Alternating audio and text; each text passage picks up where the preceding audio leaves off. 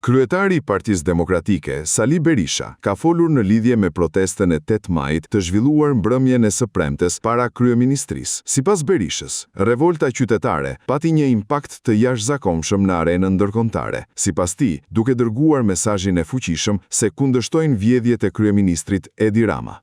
E pat pra, se çfarë jehone të jashtëzakonshme kishte e pat se si disa 10.000 qytetar guximtar, qytetar shembullor, qytetar të përgjegjshëm,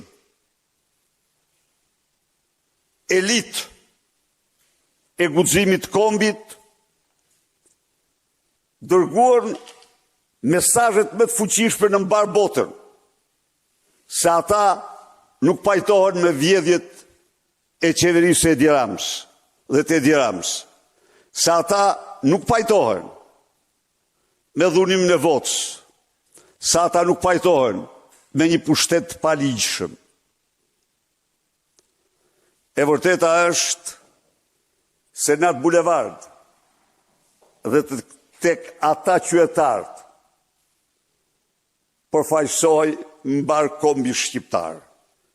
Njerëz të ndershëm që jetojnë me djersën e tyre, që duan këtë vend dhe të ardhmen e tyre europiane.